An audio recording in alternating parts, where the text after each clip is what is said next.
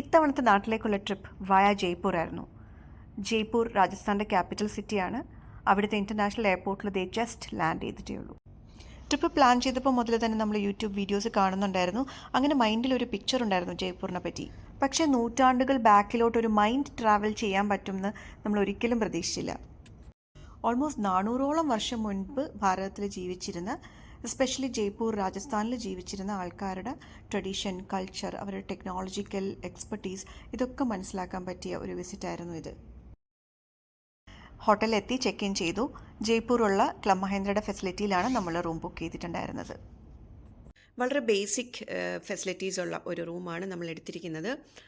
നമുക്കതിൻ്റെ ആവശ്യമേ ഉള്ളൂ, കാരണം മെജോറിറ്റി നമ്മൾ ട്രാവൽ ചെയ്യുകയാണ്. നമുക്കൊരു റെസ്റ്റിംഗ് ഏരിയ മാത്രമാണിത്. ഏതായാലും അത്യാവശ്യം ഫെസിലിറ്റീസ് എല്ലാം അവൈലബിൾ ആണ്.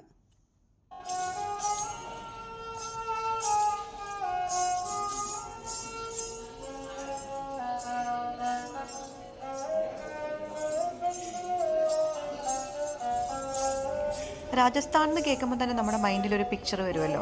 അവരുടെ ട്രഡീഷണൽ ഡ്രസ്സൊക്കെ ഇട്ട ലേഡീസും അവരുടെ ട്രഡീഷണൽ മ്യൂസിക്കും അങ്ങനത്തെ ഒക്കെ കുറേ കാര്യങ്ങൾ, അതൊക്കെ റിഫ്ലക്റ്റ് ചെയ്യുന്ന രീതിയിലുള്ള ഒരു ഡെക്കറേഷനാണ് അവർ റിസപ്ഷനിൽ ചെയ്തു വെച്ചിരിക്കുന്നത്. നമ്മളൊരു ടാക്സി പ്രീ ബുക്ക് ചെയ്ത് വെച്ചിട്ടുണ്ടായിരുന്നു, ഒരു ടൊയോട്ട ഇത്തിയോസ്. അതിപ്പോൾ എത്തിയിട്ടുണ്ട്. അങ്ങനെ നമ്മൾ ഇന്നത്തെ ട്രാവൽ സ്റ്റാർട്ട് ചെയ്യാൻ പോവാണ്. ഒറ്റ നോട്ടത്തിൽ തീരെ ഇംപ്രസീവ് അല്ലാത്ത ഒരു കാറായിരുന്നു. ബിക്കോസ് അതിൻ്റെ പുറത്ത് ഫുള്ള് സ്ക്രാച്ചും അകത്ത് ഫുൾ സ്മെല്ലും ഒക്കെ ആയിരുന്നു. പക്ഷേ വെളിയിൽ ട്രാഫിക്കിലോട്ട് ഇറങ്ങിയപ്പോൾ മനസ്സിലായി ഇവിടെ ഇങ്ങനെയൊക്കെ തന്നെ കാറ് കീപ്പ് ചെയ്യാൻ നമുക്ക് പറ്റത്തുള്ളൂ എന്ന്. പക്ഷേ ഇവൻച്വലി നമുക്ക് അത് കംഫർട്ടബിളായിട്ട് തോന്നി. നല്ല ലെഗ് സ്പേസൊക്കെ ഉള്ള ഒരു കംഫർട്ടബിൾ സീറ്റിംഗ് ഉള്ള ഒരു കാർ തന്നെയായിരുന്നു. അങ്ങനെ നമ്മൾ പോയിക്കൊണ്ടിരിക്കുകയാണ്. ഇത് ആ കാണുന്നതാണ് അരാവല്ലി ഹിൽ റേഞ്ചസ് എന്നാണ് അതിൻ്റെ പേര്.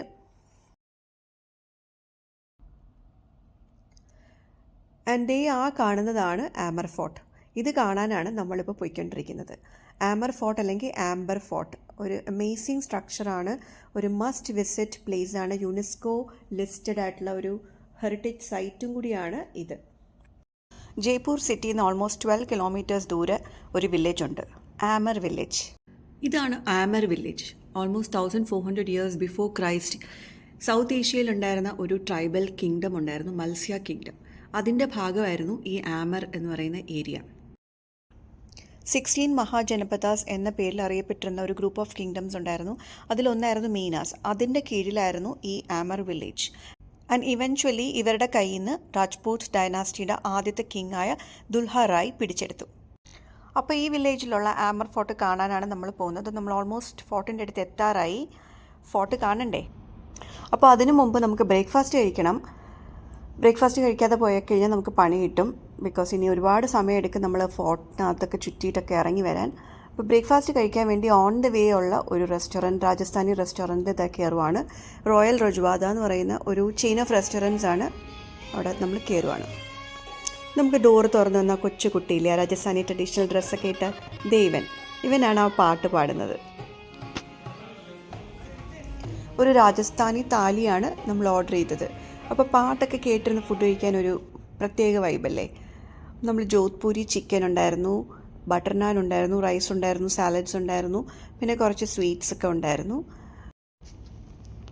എനിക്ക് ഏറ്റവും ഇഷ്ടപ്പെട്ടത് ആ ജോധ്പൂരി ചിക്കൻ ആൻഡ് ബട്ടർ നാൻ ആയിരുന്നു. ഒട്ടും സ്പൈസി അല്ലാത്ത പക്ഷേ എന്നാൽ ടേസ്റ്റി ആയിട്ടുള്ള ഒരു കറിയായിരുന്നു. വാഷിംഗ് ഫെസിലിറ്റി എല്ലാം വെളിയിലാണ് കൊടുത്തിരിക്കുന്നത്. നമ്മൾ വന്നപ്പോൾ അധികം ആളൊന്നും ഇല്ലായിരുന്നു. പക്ഷേ നമ്മൾ ഇറങ്ങാറായപ്പോഴത്തേക്ക് ഓൾമോസ്റ്റ് റെസ്റ്റോറൻറ്റ് ഫുള്ളായിട്ടുണ്ടായിരുന്നു. അങ്ങനെ ബ്രേക്ക്ഫാസ്റ്റ് കഴിച്ച് നമ്മൾ അവിടെ നിന്ന് ഇറങ്ങി. ആ കാണുന്ന മൗണ്ടനിൽ നീളത്തിൽ ആ കോട്ടമതിൽ കാണാൻ പറ്റും. പക്ഷേ ഇതിനകത്തോടെ അത്ര ക്ലിയർ അല്ല. നേരിട്ട് കാണാൻ ഭയങ്കര രസമാണ്. ആ സ്ട്രക്ചർ കാണാൻ എനിക്ക് ഒത്തിരി ഇഷ്ടമായി. ഭയങ്കര ബ്യൂട്ടിഫുള്ളാണ്, ഭയങ്കര ക്യൂട്ടാണ് ആ സ്ട്രക്ചർ കാണാൻ. സത്യം പറഞ്ഞാൽ നമ്മളുടെ ഇന്ദ്രിയങ്ങൾക്ക് വിശ്വസിക്കാൻ പറ്റുന്ന ഒരു കാഴ്ചയല്ല ഇത്. കാരണം നൂറ്റാണ്ടുകൾക്ക് മുന്നേ കിട്ടിയ ഒരു കോട്ടയാണിത്. ഇത്രയും നൂറ്റാണ്ടുകൾക്ക് മുന്നേ ഇവിടെ ഇത്രയും അഡ്വാൻസ്ഡ് ടെക്നോളജി ഉണ്ടായിരുന്നു. ഓൾമോസ്റ്റ് 12 കിലോമീറ്റർ നീളത്തിലാണ് ഈ കോട്ട മതിൽ കെട്ടിയിരിക്കുന്നത്. ജസ്റ്റ് ഇമാജിൻ, നമ്മളൊരു പ്ലോട്ടിൻ്റെ കോമ്പൗണ്ട് വാൾ കെട്ടാൻ തന്നെ എന്ത് പാടാണ്, എത്ര എക്സ്പെൻസാണ്. അപ്പോൾ 12 കിലോമീറ്റേഴ്സ് നീളത്തിലുള്ള ഈ ഒരു ഫോർട്ട് വാൾ കെട്ടിയത് എന്തിനായിരിക്കും? ബിക്കോസ് ബാക്ക് ടു ബാക്ക് യുദ്ധം ചെയ്തിരുന്ന രാജാക്കന്മാരായിരുന്നു രാജസ്ഥാനിലുണ്ടായിരുന്നത്. ഈ ആംബർ വില്ലേജിലും കഥ അത് തന്നെയായിരുന്നു. ഒരുപാട് യുദ്ധങ്ങൾ ചെയ്തിരുന്ന രാജാക്കന്മാരായിരുന്നു ഇവിടെ ഉണ്ടായിരുന്നത്. സോ സേഫ്റ്റി അവർക്കൊരു ഇമ്പോർട്ടൻ്റ് ആയിട്ടുള്ള ഒരു ഫാക്ടറായിരുന്നു. അതിന് വേണ്ടിയിട്ടാണ് ഇത്രയും സ്ട്രോങ് ആയിട്ടുള്ള ഇത്രയും നീളത്തിൽ ഈ കോട്ടയ്ക്ക് ചുറ്റും ഇത്രയും വലിയ മതിൽ അവർ കെട്ടിപ്പൊക്കിയത്.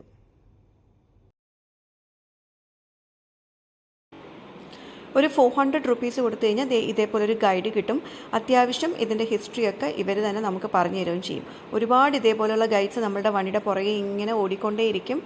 അതിലൊരാളെ നമ്മൾ ചൂസ് ചെയ്താൽ മതി. അങ്ങനെ നമ്മൾ ചൂസ് ചെയ്ത ഗൈഡാണ് ഇപ്പോൾ കാറിലിരിക്കുന്നത്. അപ്പോൾ പുള്ളി നമുക്ക് കുറേ കാര്യങ്ങൾ പറഞ്ഞു തന്നിട്ടുണ്ട്. പുള്ളി പറഞ്ഞു തന്ന കഥകളും ഗൂഗിൾ സെർച്ച് ചെയ്ത് കൺഫേം ചെയ്ത കാര്യങ്ങളും ഒക്കെ കൂടി കമ്പൈൽ ചെയ്തിട്ടാണ് ഞാനിപ്പോൾ ഇതിനകത്ത് ആ ഇൻഫർമേഷൻസൊക്കെ ഷെയർ ചെയ്യാൻ പോകുന്നത്. അപ്പോൾ നമുക്ക് കഥ തുടങ്ങാം അല്ലേ. 3 ഫോർട്ട്സാണ് ഈ ഒരു ഹിൽ റേഞ്ചിലുള്ളത്: Amber fort, Nahargarh fort, Jaigarh fort. Cheel ka Teela അല്ലെങ്കിൽ ഹിൽ ഓഫ് ഈഗിൾസ്, മലയാളത്തിലൂടെ ട്രാൻസ്ലേറ്റ് ചെയ്ത പരുന്തുംപാറ എന്ന് നമുക്ക് വേണമെങ്കിൽ വിളിക്കാം. അപ്പോൾ ഈ ഒരു മൗണ്ടനിലാണ് ഈ ഒരു ഫോർട്ട് നിർമ്മിച്ചിരിക്കുന്നത്. ഓൾമോസ്റ്റ് 400 ഇയേഴ്സ് ബാക്ക് 16th സെഞ്ച്വറിയിലാണ് ഈ ഒരു ഫോർട്ടിൻ്റെ കൺസ്ട്രക്ഷൻ സ്റ്റാർട്ട് ചെയ്തത്.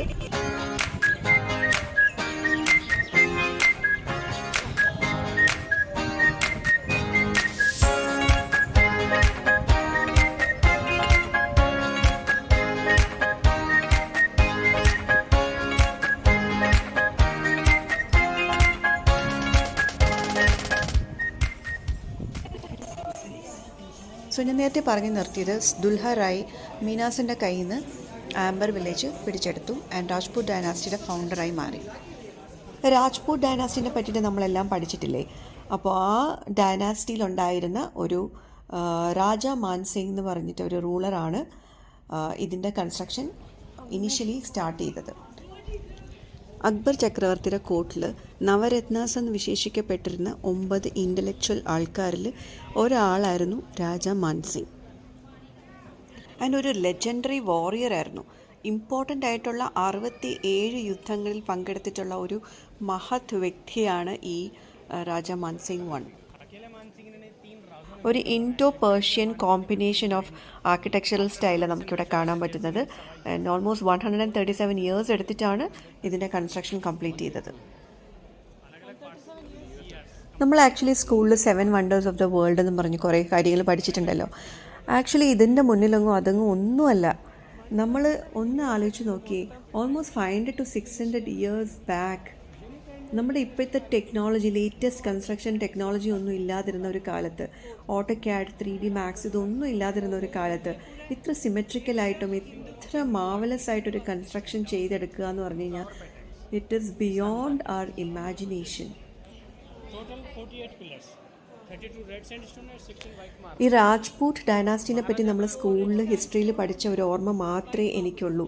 പക്ഷേ ഇവരുടെ ഒരു ഗ്രേറ്റ്നെസ്, അവരുടെ ഒരു മഹത്വം ശരിക്കും മനസ്സിലായത് ഇവിടെ വന്നതിന് ശേഷമാണ്. ഈ രാജ്പൂത് ഡൈനാസ്റ്റി എന്ന് പറയുന്നത് ഒരു ഡീപ്പ് റൂട്ടഡ് ആയിട്ടുള്ള ഒരു ഡൈനാസ്റ്റിയാണ്. ഈ രാജസ്ഥാൻ ബേസ്ഡ് ആയിട്ടുള്ള. ഇവരുടെ ഒറിജിൻ എന്ന് പറഞ്ഞു കഴിഞ്ഞാൽ 1028 AD ആണ്. അന്ന് ഇവരെ രാജ്പൂത് ഡൈനാസ്റ്റി എന്നല്ലായിരുന്നു വിളിച്ചിരുന്നത്. ഇവരുടെ പേര് കച്ച്വാഹ എന്നായിരുന്നു.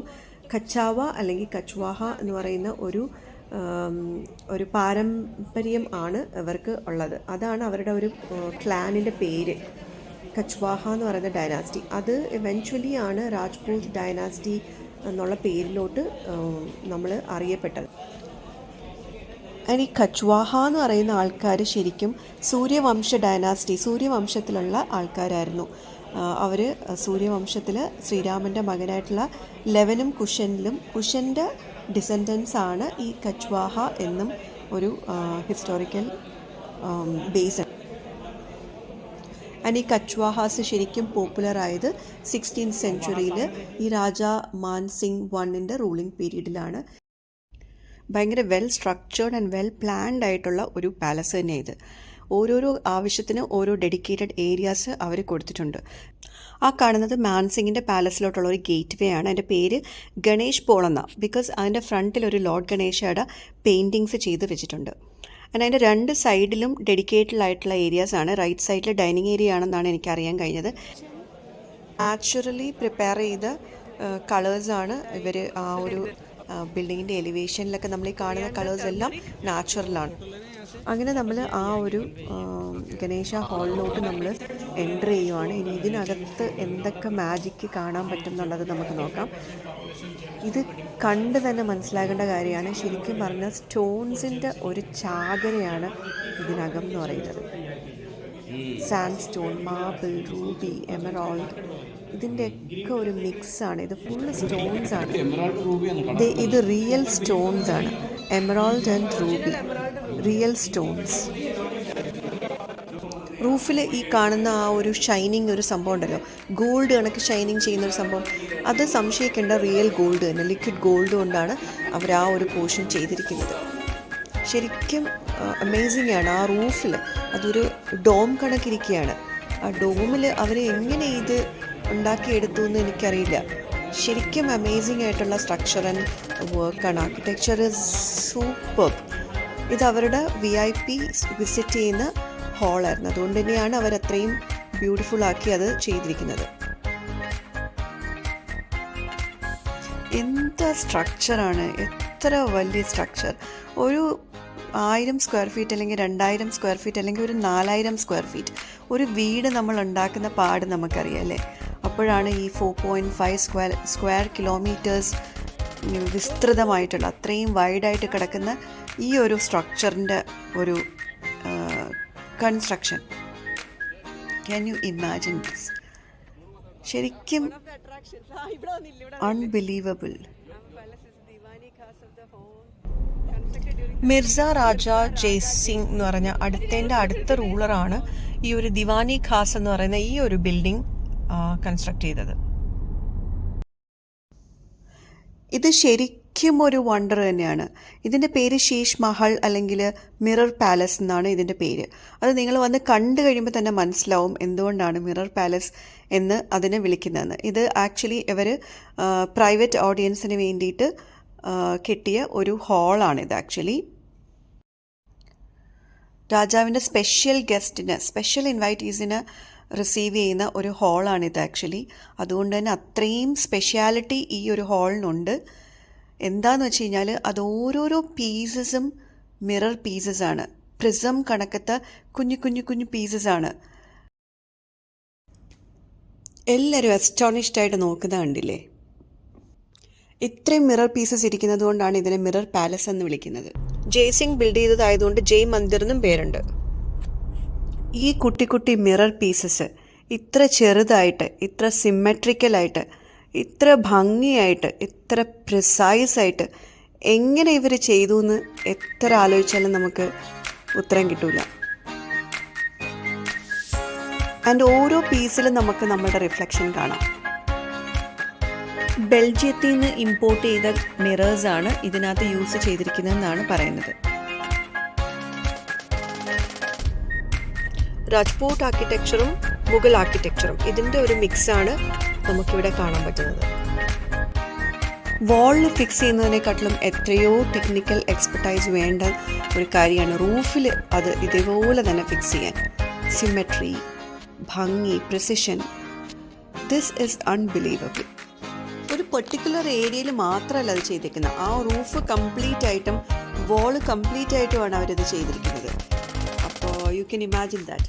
ആൻഡ് രാത്രിയിൽ ജസ്റ്റ് 2 ക്യാൻഡിൽസിൻ്റെ വെട്ടം കൊണ്ട് ഈ entire hall will be lit. അത്രയ്ക്ക് റിഫ്ലക്ഷൻസ് ആണ് ഈ മിറേഴ്സിൽ നിന്ന് വരുന്നത്.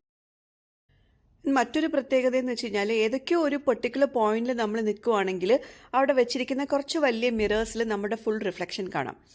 അങ്ങനെ ആൾക്കാർ വന്ന് ആ മിററിൽ കൂടെ നമ്മുടെ ഫോട്ടോ എടുത്തിട്ട് അത് നമുക്കൊരു ശരിക്കും ഒരു പിക്ചർ, ഫ്രെയിംഡ് പിക്ചർ കണക്ക് തന്നെ നമുക്ക് ഫോട്ടോ കിട്ടും.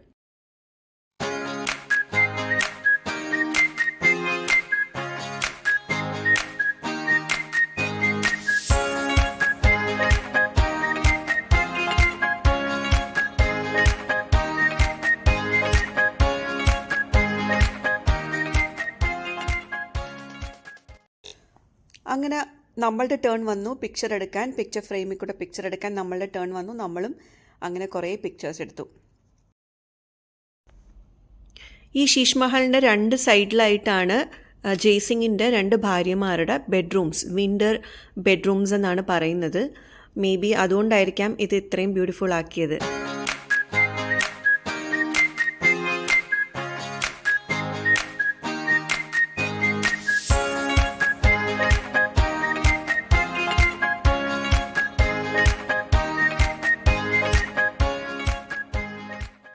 അപ്പോൾ നമ്മൾ ഗണേഷ് മഹൽ കണ്ട്, ശീഷ് മഹൽ കണ്ട്. ഗണേഷ് മഹൽ എന്ന് പറയുന്നത് VIPസിൻ്റെ മീറ്റിംഗ് ഹാളായിരുന്നു. മറ്റേ ശീഷ് മഹൽ എന്ന് പറയുന്നത് പ്രൈവറ്റ് ഓഡിയൻസിന് വേണ്ടിയിട്ടുള്ള ഹാളായിരുന്നു, മീറ്റിംഗ് ഹാളായിരുന്നു. ഇനി നമ്മൾ രാജാ മാൻസിങ്ങിൻ്റെ പാലസിലോട്ട് പോവുകയാണ്. ഏറ്റവും ഇൻട്രസ്റ്റിംഗ് ആയിട്ടുള്ള ഒരു പാർട്ട്, ഈ വീഡിയോയുടെ ഒരു പോർഷനിലോട്ടാണ് നമ്മളിപ്പോൾ പോയിക്കൊണ്ടിരിക്കുന്നത്. ഏറ്റവും ഇൻട്രസ്റ്റിംഗ് ആയിട്ടുള്ള പോർഷനാണ് ഇനി വരാൻ പോകുന്നത്. സോ ഒരു ഇടനാഴിയിലൂടെ നമ്മളിങ്ങനെ പോയിക്കൊണ്ടിരിക്കുകയാണ്. ആ ഗൈഡിൻ്റെ പുറകെ പോവുകയാണ് നമ്മൾ.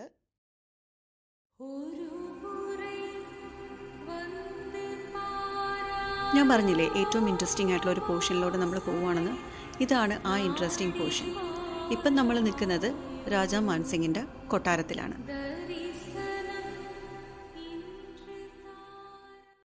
ഒരു 4 കെട്ടിൻ്റെ രൂപത്തിലാണ് ഈ ഒരു കൊട്ടാരം പണിതിരിക്കുന്നത്. ഇതൊരു ഇടനാഴിയാണ്. ആ 4 കെട്ടിൻ്റെ സെൻറ്ററിൽ ഒരു അകത്തളമുണ്ട്. ഈ കാണുന്നതാണ് അകത്തളം. ഈ അകത്തളത്തിന് വെളിയിൽ ഒരു ഇടനാഴി ഈ 4 കെട്ടിന് ചുറ്റുമുണ്ട്.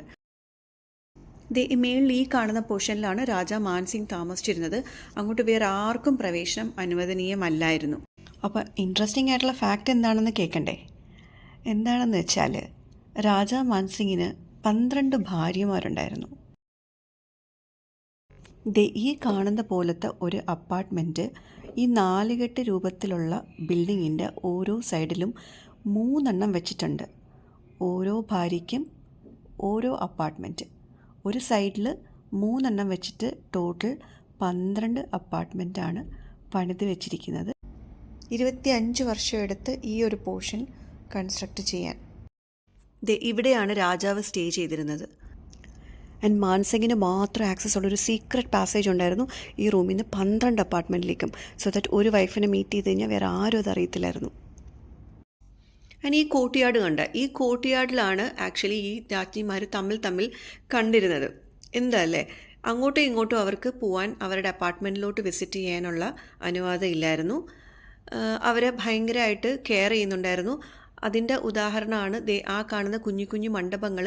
അവിടെ ഇവർക്ക് നല്ല ഹൈ സെക്യൂരിറ്റിയാണ് ഏർപ്പാടാക്കിയിട്ടുണ്ടായിരുന്നത്. അത് ട്രാൻസ്ജെൻഡേഴ്സ് ആയിരുന്നു അവിടെ ആക്ച്വലി സെക്യൂരിറ്റി ആയിട്ട് വർക്ക് ചെയ്തിരുന്നത് കേട്ടോ.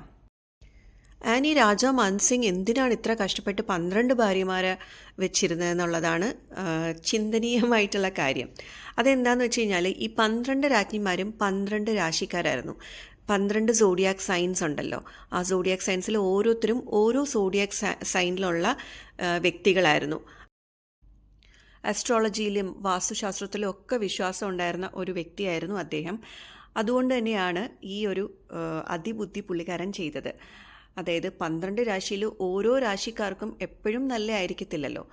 അപ്പം എല്ലാ രാശിക്കാരും ഭാര്യമാരായിട്ടുണ്ടെങ്കിൽ എപ്പോഴും പുള്ളിക്കാരന് എപ്പോഴും നല്ല സമയമായിരിക്കുമല്ലോ. അപ്പം അത് മുൻകൂട്ടി കണ്ടുകൊണ്ടാണ് ഇങ്ങനെ ഒരു അതിബുദ്ധി പുള്ളി കാണിച്ചത്. എത്രയോ യുദ്ധങ്ങളിൽ പങ്കെടുത്തിട്ടുള്ള വീരശൂര പരാക്രമിയായ ഒരു രാജാവാണ് രാജാ മാൻസിംഗ്.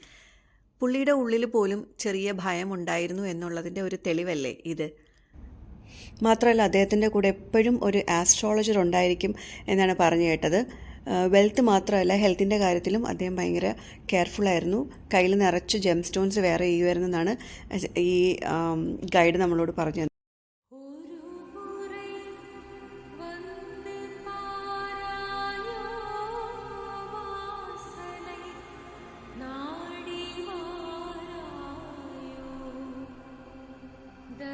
കൊട്ടാരമൊക്കെ നമ്മൾ കണ്ടിട്ട് അവിടെ തന്നെ ഒരു കഫറ്റേരിയൊക്കെ അവർ അറേഞ്ച് ചെയ്തിട്ടുണ്ട്.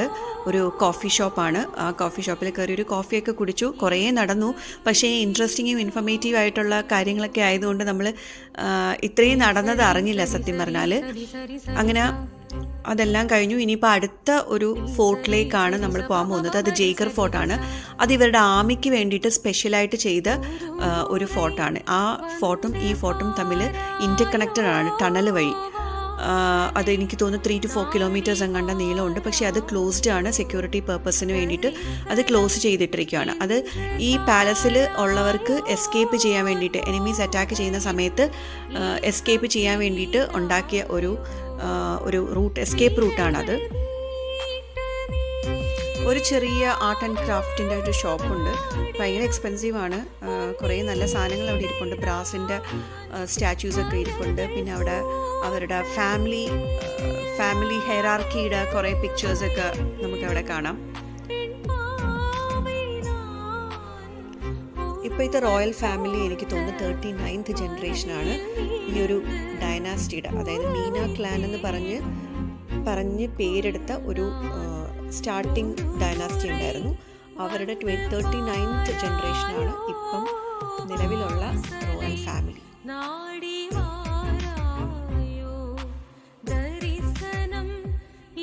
ഈ കാണുന്നത് അവിടെ രാജ്ഞിമാർക്ക് മാത്രം വേണ്ടിയിട്ടുണ്ടായിരുന്ന ഒരു ആർട്ട് ഗാലറിയാണ്.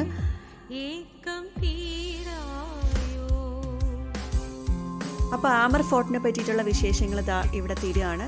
ഇനി നമുക്ക് അടുത്ത വീഡിയോയിൽ കാണാം. ഇത് കുറച്ച് ലെന്തി വീഡിയോ ആണ്. 21 minutes 21 seconds ഉണ്ട്.